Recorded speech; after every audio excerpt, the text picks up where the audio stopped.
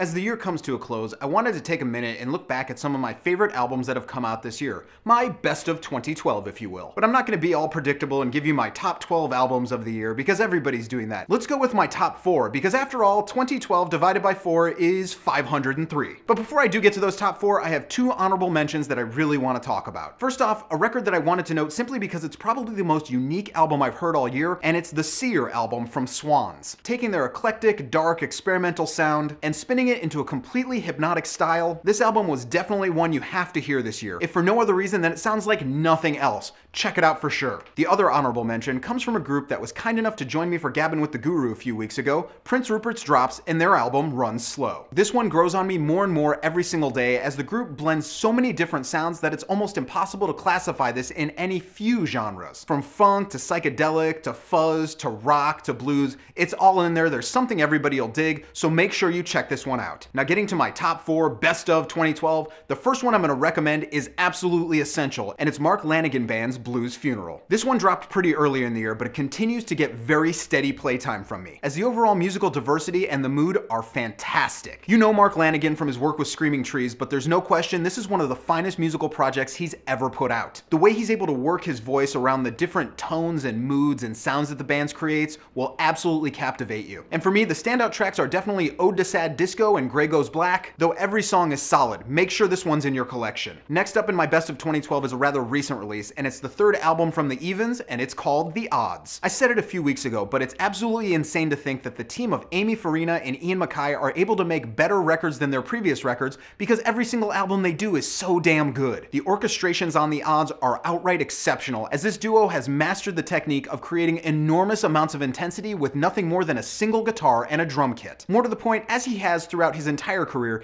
Ian seems to really be taking this album to prove the point that you don't need excessive volume to make maximum impact. Simply put, The Odds is an absolute masterpiece, and while you should own all 3 records from the Evens, this one is definitely the place to start. The 3rd record on my best of 2012 list is Tim Barry's 40 Miler. This is another one from earlier in 2012, and it's probably my most heavily played album of the year, as the way that Tim sings and writes is truly everything that makes listening to music such an enjoyable experience. From songs that will inspire you to stories that will absolutely entrance you, it's the everyman feel to all of these songs that makes it stand out so much. When it comes to musical purity and being completely raw and open on a record, Tim Barry is tough to top, and these melodies and lyrics have an appeal that will reach a wide range of music fans. Whether it's his reworking of Hobo's Lullaby, the cutting truth of Banker's Dilemma, or the dirty soul rock of Adele in Hell, this record has it all, and it's an absolutely vital piece of any 2012 collection. And for more on Tim, check out the interview that I did with him right here. The last one on my best of 2012 list may very well be my absolute favorite album of the year, and for anybody who watches my videos regularly, this one is no surprise. It is, of course, Estero's Everything is Expensive. I called this album perfect on the day that it came out, and a few months later, I'm happy to say I was right. There isn't a bad note or mood anywhere on this album, and the flow from track to track is the sort of thing that makes your ears want to hear nothing else but her voice. Estero can quite literally do it all, and she does just that all across the album, as the songs range from gorgeous, soulful, stripped-down ballads to bouncing, irresistible dance tracks to bumping hip-hop songs to soaring musical arrangements that reverberate with echoes of some of the greatest rock songs in history. Also, I've passed this album along to a number of people in my life, many of whom had never heard Estero's voice before, and they all had the same exact reaction. Each one of them fell completely in love with the record. If I could get them all to line up here and sing the praises of this record for me, believe me, I would, but it's the holiday season, and more than anything, traveling is expensive. But just trust me, I've yet to hear anybody who's heard this record and has not fallen completely in love with it. Go get it right now. Your ears, your heart, and your soul will absolutely thank you for it. So that's it, everybody, my favorite records from 2012. All in all, there's no question that it's been a very enjoyable year for music, and with what's already expected to come out in 2013, I'm sure the coming year is going to provide us with more phenomenal music to enjoy together. See you then.